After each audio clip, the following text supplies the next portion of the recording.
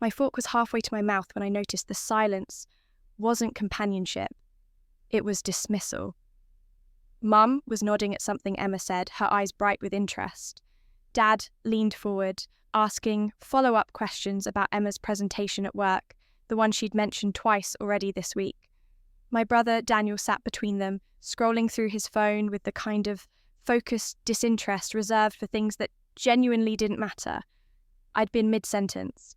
Something about the curator's reaction to my portfolio, how she'd pulled me aside after the student exhibition, how she'd said my perspective was refreshingly unguarded. The words had felt important when they happened. 3 days ago, standing in that white-walled space with natural light filtering through floor-to-ceiling windows, I'd felt seen for the first time in months, maybe years. And then he actually apologized in front of everyone, Emma said, her voice carrying that practiced lilt she used when she knew she had an audience. Can you believe it? The regional manager. That's my girl, Dad said, reaching over to squeeze her hand. You've always known how to stand your ground. I set my fork down. The sound it made against the plate was small, swallowed by their laughter. Olivia, pass the salt, Daniel said, not looking up. I passed it. My hand was steady. I noticed that. The steadiness, like I was watching myself from somewhere else, somewhere the hurt couldn't quite reach. Emma took the salt from Daniel and continued her story, something about corporate restructuring and her ideas for improvement. Mum asked about her timeline. Dad suggested she document everything for her performance review. I picked up my water glass and drank slowly, letting the cold settle in my chest. When I set it down, I tried again, quieter this time, fitting my words into the space between Emma's sentences. The curator wants to feature 3 of my pieces in the spring show. No one turned. Emma was talking about her commute now, how the new route saved her 15 minutes. Mum was already planning which days she could adjust her schedule to drive Emma to the station. I watched their faces, animated and engaged, and felt something crystallize inside me. Not anger, something colder, more final. I finished my dinner in silence. The food had no taste. When I stood to clear my plate, no one asked where I was going. I rinsed the dish, dried it, put it away. Through the doorway, I could see them still gathered around the table, their voices weaving together in easy rhythm. A family, just not one that included me. That night, I lay in bed staring at the ceiling, tracing the familiar crack that ran from the corner to the light fixture. I'd lived in this room for 23 years. I knew every mark on these walls, every creak in the floorboards, every way the morning light moved across the furniture. It should have felt like home. It felt like a museum of someone who'd never quite existed. My phone buzzed. A text from my boyfriend Ryan. Can't make it tomorrow. Something came up with work. Tomorrow was supposed to be our anniversary dinner. 3 years. I'd made reservations 2 months ago, reminded him twice. I typed out a response, deleted it, typed again. Finally settled on, okay. The red receipt appeared immediately. No follow-up, no explanation. Just the knowledge that he'd seen my acceptance and moved on. I turned onto my side, pulling the blanket up to my chin. The house was quiet now. Everyone had retreated to their own spaces, their own lives, their own importance. I closed my eyes and tried to remember the last time someone had asked me how I was and waited for the real answer.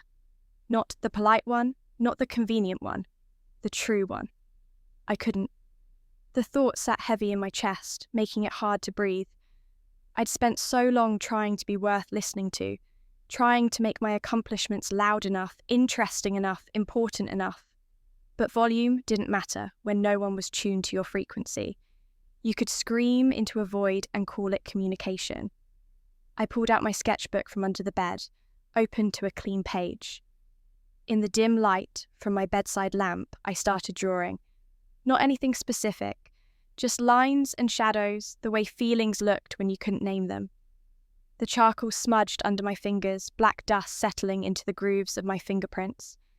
I drew until my hand cramped, until the page was full of dark, angry marks that meant nothing and everything.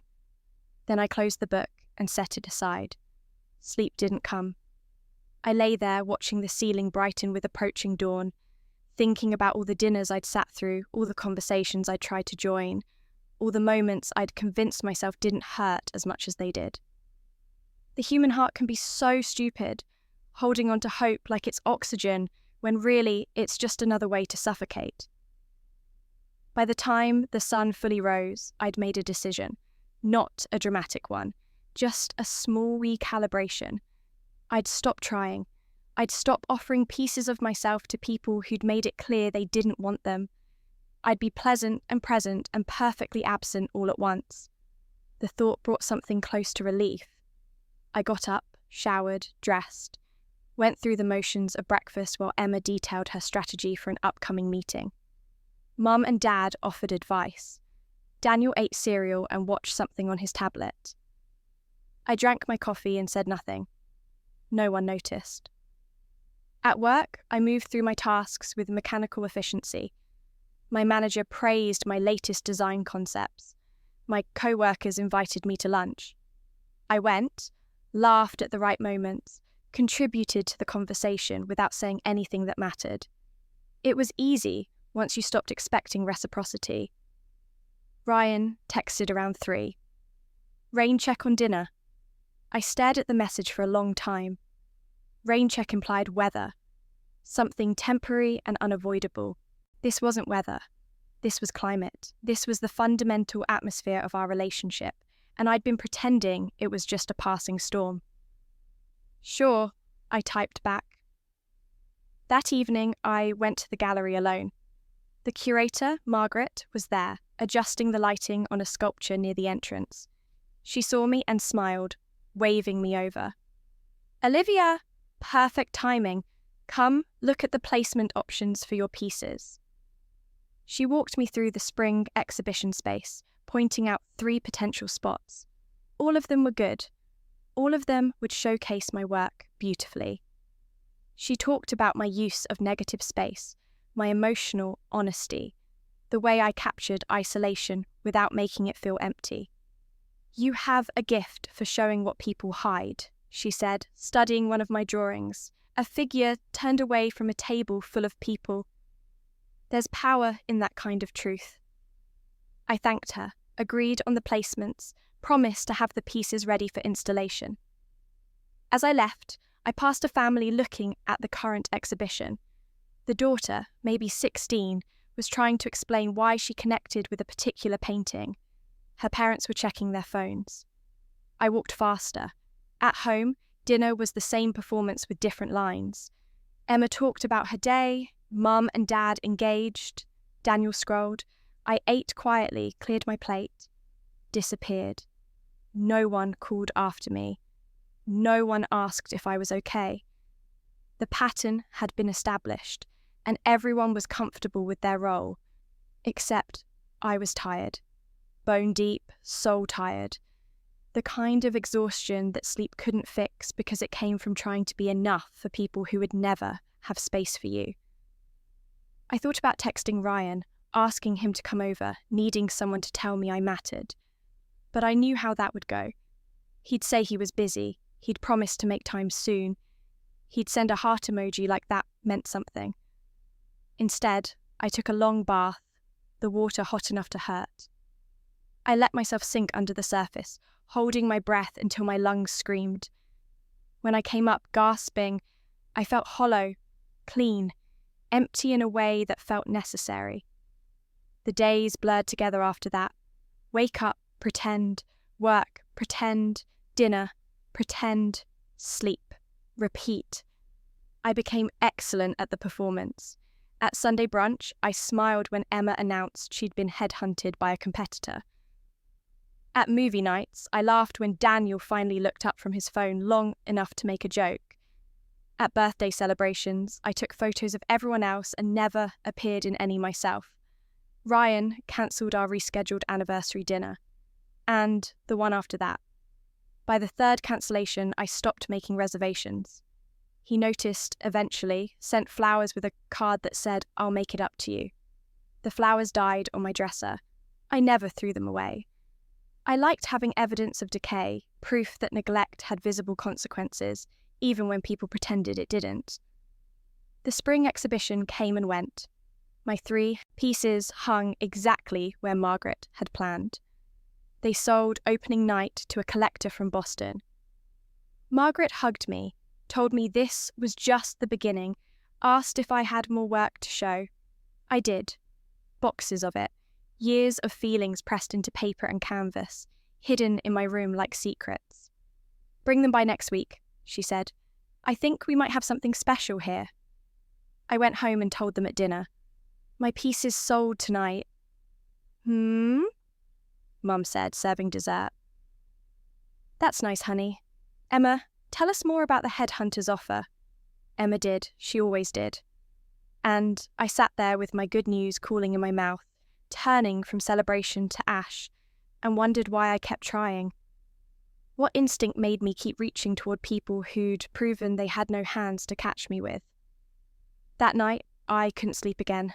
I lay in the dark, thinking about patterns, about how we repeat the same moments, hoping for different outcomes. Einstein called that insanity. I called it family. My phone lit up. "Ryan, you awake?" I didn't answer. I watched the screen go dark, then light up again with his second message. "I miss you." The words should have meant something. Once, they would have meant everything. Now they just felt like more evidence of my own foolishness, my willingness to accept scraps and call it sustenance. I closed my eyes and felt the exhaustion in my bones. Not physical tiredness. Something deeper. The fatigue of carrying yourself through a life where no one else bothers to help hold the weight. I went to bed early. The house was quiet again. Through the walls, I could hear the muffled sound of the TV in the living room, Mum and Dad's occasional laughter, Emma's voice on a phone call in her room, Daniel's music, bass-heavy and distant. A family, just never mine. I closed my eyes and felt nothing. That was growth, I told myself. That was maturity. Learning to need less, expect less, hurt less. The darkness folded around me, soft and suffocating. And then there was nothing at all. I opened my eyes to sunlight streaming through familiar curtains. My first thought was that I'd overslept. My second was that the light was wrong, too bright, too early. My third was that I was lying in my childhood bed in a position I hadn't slept in for years, curled on my side with my hands tucked under my chin like I used to do as a teenager. I sat up slowly. The room looked different, smaller. My desk was cluttered with textbooks I remembered from college. My walls had posters I'd taken down 5 years ago. On my nightstand, my phone sat in a case I'd replaced when I was 20. My hands were shaking when I picked it up. The date on the screen made my breath catch. 5 years ago. Almost to the day. I knew this day. I remembered it with the kind of clarity reserved for moments that change everything. This was the day I'd met Ryan at a coffee shop.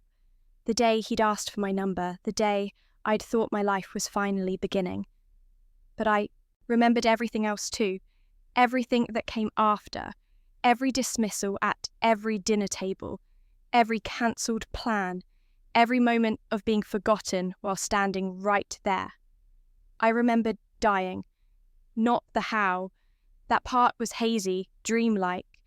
But the feeling, the relief of finally stopping, of no longer having to try. And now I was here, alive, young, given another chance at the same life I just escaped. The thought should have brought panic. Instead, I felt calm, crystalline, like every emotion had been distilled down to pure understanding. I knew what today would bring if I let it. I knew where Ryan would be at 3 p.m. I knew what he'd say, how he'd smile, how I'd feel like I'd won something precious. I knew the 3 years that would follow, the slow erosion of being a priority, the growing comfort with my absence, the way love could starve to death while still technically alive. I knew about the dinners, years of them, trying to share my days, my dreams, my small victories, watching my words dissolve into air while Emma's held weight and value. I knew about the gallery, about Margaret, about the spring exhibition that would launch my career. I knew I'd get there eventually, even in the first timeline. Success had never been the problem. Being seen by the people who were supposed to love me, that had been impossible. I stood up and walked to my closet. My clothes from 5 years ago hung in neat rows. I picked out an outfit I remembered wearing often back then, trying to look put together and professional and worthy of attention. I put it on and looked at myself in the mirror. 23 again. My face softer, less marked by years of small disappointments. My eyes brighter, not yet trained to expect nothing. I could do this differently. The thought was quiet, but absolute. I didn't need to change the world. I just needed to change my expectations of it. I didn't need to make them see me. I needed to stop needing them to. I went downstairs. Mum was making breakfast. Emma was already dressed for her internship. Dad was reading the news on his tablet. Daniel was pouring cereal. "Morning," I said, pouring myself coffee. "Morning, sweetheart," Mum said absently. "Emma, tell your father about the project you're working on." And Emma did. She talked about spreadsheets and efficiency models and her supervisor's praise. Dad asked questions. Mum added encouragement. I drank my coffee and felt nothing. Not hurt, not resentment, just quieter acceptance of what was. When Emma paused for breath, Mum turned to me. "Any plans today, Olivia?" It was a reflex question, asked while loading the dishwasher, her attention already moving to the next task. "Just errands," I said. She nodded, already turning away. I finished my coffee, rinsed the cup, and left. The coffee shop was exactly where I remembered. I walked past it without stopping. At 3 p.m, Ryan would be inside, laptop open, working on a presentation. In my first life, I'd gone in to escape the heat, ordered an iced coffee, and ended up at the table next to his when nothing else was available. We'd started talking. He'd been charming. I'd been flattered. This time, I kept walking. I went to the gallery instead. Margaret was there, younger than I'd see her 5 years from now, but with the same sharp eye and warm presence. I introduced myself, showed her my portfolio on my phone, the pieces I'd already created, the ones I still had. "These are remarkable," she said, scrolling slowly. "You're still in school?" "Just graduated," I said. "I'm looking for opportunities to show my work." She studied me for a moment, then smiled. "Let's talk." We talked for 2 hours. About my vision, my process, my goals. She told me about an emerging artist program starting in the fall. She gave me her card and told me to stay in touch. When I left, I felt lighter than I had in years, either version of my years. I spent the rest of the summer building my portfolio. I worked at a coffee shop for money, not Ryan's, a different one across town. I drew and painted and poured everything I'd learned from living a life I'd rather forget into art that demanded to be remembered. At family dinners, I was pleasant and quiet. When asked about my day, I gave simple answers. Good, productive. I didn't elaborate. I didn't try to compete with Emma's stories about her rising career. I didn't wait for Dad to ask follow-up questions. I already knew he wouldn't. The first time Emma paused expectantly, waiting for me to ask about her day like I always had, I just smiled and took another bite of my dinner. The confusion on her face was brief, but visible. She turned to Mum instead. I felt nothing. Daniel asked me once if I was okay. "You're quiet lately," he said. "I'm good," I told him, "just focused on work." He nodded and went back to his phone. I watched him and felt a distant kind of sadness. Not for myself, but for the version of me who would have clung to that moment of concern, tried to build it into connection. She'd exhausted herself trying. I wouldn't. The weeks turned into months, and I noticed things I'd missed the first time around. The way Emma's confidence came from constant reinforcement. How she wilted slightly when Mum and Dad were too busy to engage. The way Daniel's phone wasn't just disinterest, but escape, a 14-year-old's way of managing a household where attention felt finite and already allocated. The way Mum and Dad had fallen into patterns decades old, supporting the squeaky wheel because silence seemed like contentment. They weren't villains, they were just people, doing what people do, following the path of least resistance, responding to what demanded response. I stopped demanding. Months passed. I got into Margaret's program. My work was featured in a group show. I sold 2 pieces. The money wasn't much, but the validation was everything. I was building something real, something mine, something that existed independent of anyone's attention or approval. At Thanksgiving dinner, Emma announced her promotion. Everyone celebrated. Dad opened a bottle of wine he'd been saving. Mum teared up with pride. Daniel even put down his phone to congratulate her. "Speech," Dad said, raising his glass. Emma laughed and stood, launching into a story about her journey, her challenges, her triumph. I listened with the same polite attention I'd give a stranger on a bus. When she finished, everyone applauded. "Olivia, how's your work going?" Mum asked, the question reflexive, a way to include everyone in the celebration. "Good," I said. "Sold another piece last week." "That's nice, honey," she said, already turning back to Emma. "So when does the new position start?" I took a sip of wine. It was good wine. I let myself enjoy it. After dinner, Emma found me in the kitchen, drying dishes. "You didn't say much tonight," she said, her tone careful. "You covered it," I said, not unkindly. She frowned. "I don't mean, I want to hear about your art. Really." I looked at her. She meant it, in the moment, but I knew how this went. I'd share, she'd listen with half her attention, and when something more interesting came up, she'd pivot. Not maliciously, just naturally, because in the ecosystem of this family, her life was the sun and everyone else orbited. "I appreciate that," I said, "but I'm good. Congratulations on the promotion. You earned it." I meant it. She had earned it. None of this was about her deserving less. It was about me needing less from people who couldn't give it. She looked like she wanted to say more, but I smiled and hung up the dish towel, moving past her to help Dad with the chairs. The moment dissolved, and I felt the familiar absence of regret. By Christmas, I'd been accepted into a residency program. 6 months in Vermont, working with established artists, developing a cohesive body of work. It meant leaving. It meant missing family dinners and holidays and the day-to-day assumption that I'd always be there, quiet and undemanding in the background. I told them at dinner. "Vermont?" Mum said, her thought pausing.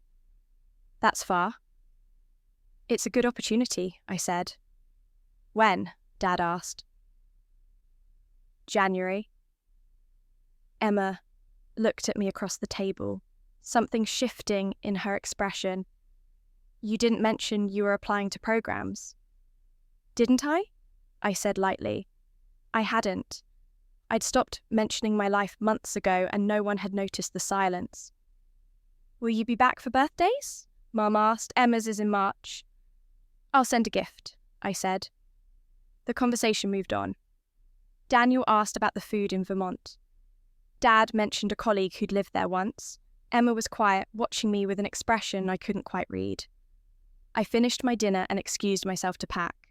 That night, Emma knocked on my door. I was folding sweaters, organising supplies. "Come in," I said. She stood in the doorway, arms crossed. "When did this happen?" "When did what happen?" "This." She gestured at me, at the room, at everything. "You used to tell us everything. You used to try so hard to be part of conversations. Now you barely speak." I folded another sweater. I got tired. Of what? Of trying. The words hung between us. She came further into the room, sat on the edge of my bed. "Olivia, If we did something, you didn't do anything, I said, and it was true. That's the point. I was there, talking, sharing, trying to connect. And you were all there too, just not with me. Not really. She looked stricken. I didn't realize. I know, I said gently. That's what made it so hard. You weren't being cruel, you just weren't paying attention. And I can't make you pay attention, Emma. I can't make any of you, so I stopped trying. We can do better, she said quickly. I can do better. Maybe, I said. But I've already moved on. I'm building a life that doesn't need constant maintenance to feel real. That's not punishment. It's just growth. She left without saying more. I heard her crying in her room later, muffled sounds through the wall. I felt sorry for her, but not sorry enough to take it back. Truth hurts sometimes, but lies hurt longer. I left in January. The residency was everything I needed: space, time, focus. I worked harder than I ever had, pushing past the boundaries of my previous work into something raw and honest. I painted families at dinner tables, the negative space around the figures more prominent than the people themselves. I drew hands reaching toward each other, never quite touching. I created an entire series called Invisible that Margaret said was the most powerful thing she'd seen in years. My phone rang occasionally. Mum checking in, her questions more thoughtful now, like she was learning to actually listen. Emma asking how I was, telling me about her life, but also pausing, waiting for me to share mine. Daniel sending memes and occasional texts that said "miss you," without the performative irony he usually hid behind. They were trying. I could see that. But trying now didn't erase the years when they hadn't. Good intentions moving forward didn't heal wounds carved by years of benign neglect. I responded, kept it light, never gave them enough to worry about or enough to fully engage with. I was fine. I was working. I was good. Ryan's name never appeared. In this timeline, we'd never met, never started, never had to end. Sometimes I thought about the version of me who'd loved him, who'd waited for him to choose her, who'd died having never been chosen. I felt sorry for her, but I didn't miss him. In April, I got a call from Margaret. A gallery in New York wanted to feature my Invisible series. A full show, not a group exhibition. My work, my voice before my vision. I said yes. The show opened in June. I flew my family out for the opening night. They came, all of them. Mum and Dad dressed up, Emma in a professional dress, Daniel in a button-down shirt that looked uncomfortable on him. They walked through the gallery, studying my work, seeing pieces of our life reflected back at them in ways I'd never put into words. Mum stopped in front of a painting of a woman at a dinner table, her face turned away from the viewer, her family engaged in conversation that didn't include her. The woman's plate was full, untouched. Her hands were folded in her lap. Around her, the family laughed and gestured, vibrant and alive. She was rendered in greys and blues, almost translucent. Mum stood there for a long time, her hand pressed to her mouth. "Olivia," she said finally, her voice breaking, Is this how you felt?" I stood beside her, looking at the painting with the distance of months and miles and hard-won peace. "Sometimes," I said. She turned to me, tears streaming down her face. "I didn't know. We didn't mean to make you feel invisible." "I know," I said, and I did. They hadn't meant it. That was the hardest part. You could be hurt by accident, forgotten without malice, erased by people who loved you but just never thought to look. Dad joined us, his face troubled as he studied the painting. "Sweetheart, why didn't you say something? Why didn't you make us listen?" "I did," I said gently. "You just didn't hear it. And after a while, I stopped saying it. I stopped believing it was worth saying." Emma was across the room, staring at a drawing of two sisters. One stood in brilliant light, every detail rendered with care and attention. The other stood in shadow, her features less defined, her edges blurred. Between them, a vast space that looked like it should have been filled with their connection, but was just empty air. Emma's hand trembled as she reached toward the drawing without touching it. She turned to look at me, her eyes red. "I took up all the space, didn't I?" "You took the space you were given," I said. We all did. I just ran out of room." Daniel stood by a piece near the entrance. A family at a table, everyone on their phones except one figure who sat with hands empty, looking at each of them in turn. He looked young suddenly, despite his 16 years. Lost. "I'm sorry," he said when I walked over. "I didn't know it mattered. You were just always there, always quiet. I thought you were okay." "I thought so too," I said, "for a long time." They stayed for the whole show. They listened when I talked to other guests about my work.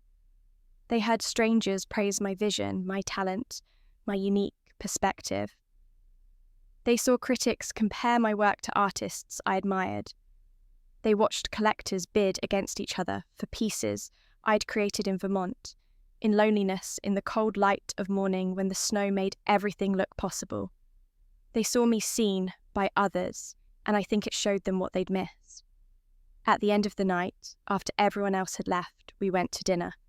A quiet restaurant, dim lighting, soft music. We sat down, and for the first time, in either timeline, silence felt like anticipation instead of dismissal. "Tell us about Vermont," Mom said, her voice careful, like she was afraid I'd give her the simple answer I'd been giving for months. "Really, tell us. We want to know." I looked at her, at all of them, waiting, actually waiting, ready to listen, and I felt something crack open in my chest, something I'd sealed off so carefully. Not hope, not need, just the simple acknowledgement that change was possible, even if it came too late to save what was. "Vermont was cold," I said. "The kind of cold that makes your bones ache, but the light was incredible. Every morning I'd wake up and the snow would catch the sun in a way that made everything look clean, new." I talked, and they listened, really listened, asked questions that proved they were paying attention, remembered details from my previous answers, built on what I'd said instead of waiting for their turn to speak. Emma apologized, her words halting and sincere. "I made everything about me. I didn't even realize I was doing it. I needed so much validation, and when they gave it, I kept taking more. I didn't think about what that meant for you." Dad admitted he'd gotten so focused on Emma's clear path that he'd failed to see mine was just as valid, just as worthy. "You never asked for help, so I assumed you didn't need it. That was stupid. That was lazy parenting." Mom cried and held my hand across the table. "I should have noticed. A mother should notice." Daniel said, "I'm sorry I was always on my phone. I'm going to do better. I want to know you, the real you, not just the quiet sister who's always there." They meant it. I could see that they meant it. But I also knew that meaning it now didn't erase the years when they hadn't. That good intentions moving forward didn't heal wounds carved by years of benign neglect. That I'd already done the work of letting go, of building a life that didn't need their validation to have value. "Thank you," I said. "That means a lot." And it did. It truly did. But when dinner ended and we said our goodbyes at the hotel, when they flew home the next day and I returned to my tiny studio apartment in Brooklyn, I felt the same peace I'd carried since waking up in my 23-year-old body. I didn't need them to finally see me. I'd already learned to see myself. Margaret called a week later. The show had sold out. Every piece. I had commissions lined up, galleries interested in future work, collectors asking about my process. 2 museums wanted to acquire pieces for their permanent collections. A book publisher wanted to do a monograph of my work. I'd made it, on my own terms, in my own way, without waiting for permission from people who'd never thought to offer it. I thought about the first timeline, about the me who died feeling invisible. I wished I could tell her that it got better. Not because they changed, but because she would. Because she'd learn that being unseen by the wrong people wasn't the same as being unseeable. That silence could be a choice instead of a punishment. That peace was possible even without closure. My phone buzzed with messages throughout that week. Emma checking in daily now, telling me about her life but also asking about mine. Mum sending articles about artists she thought I'd like, learning my taste, paying attention.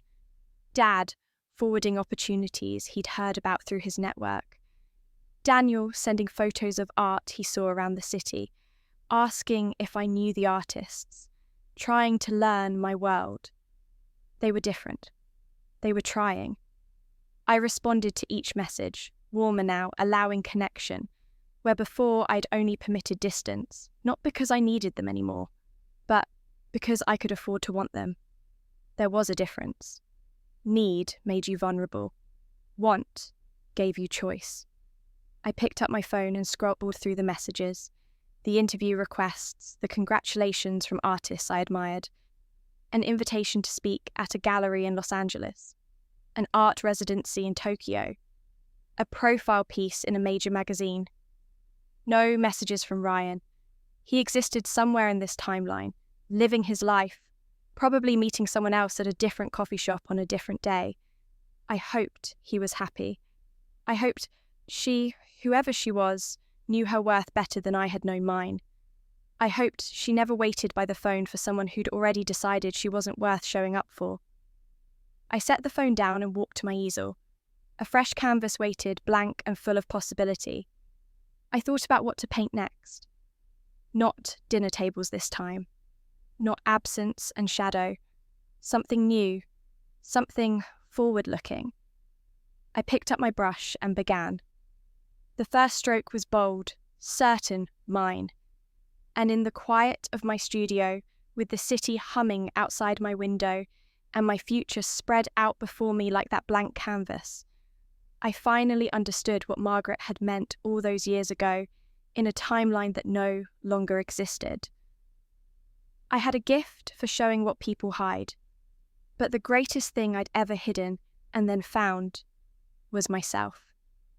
I painted until the light faded, until my shoulders ached, until the piece began to take shape under my hands.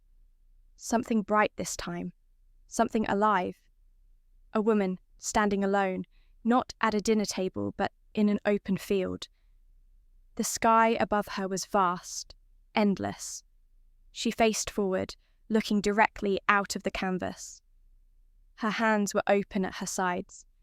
She was present, she was visible, she was seen, and she was enough. The family group chat buzzed on my phone, photos from their separate days. Emma sharing a work victory, Mum asking if anyone wanted to do brunch on Sunday, Daniel sending a meme about sibling dynamics that was actually funny. Then a message from Emma. Can we call you this Sunday? All of us. We want to hear about the Tokyo residency. We want to know if you're considering it. We want to know what you want. I looked at the message for a long time. In the first timeline, they'd never asked what I wanted. They'd assumed. They'd filled in the blanks with their own projections. They'd made me small because small was easier to overlook. This version of them, this trying version, was different. Not perfect. Not healed, but different. I typed back, Sunday works, I'll tell you about Tokyo. And then, because I could, because I'd earned the right to want without need. I'd like that. I set the phone aside and returned to the painting. The woman in the field was almost complete. Just a few more details. The set of her shoulders, the light in her eyes, the way she held her space without apology. For now, I painted, and the silence around me was mine, chosen, perfect.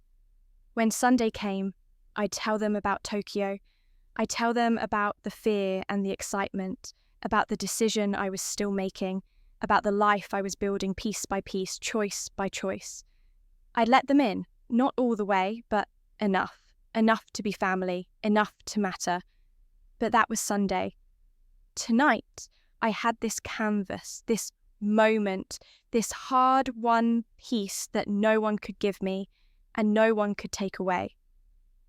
I painted the last detail, a small smile on the woman's face, barely there, but undeniable. Then I stepped back and looked at what I'd created. She was beautiful. She was whole. She was free.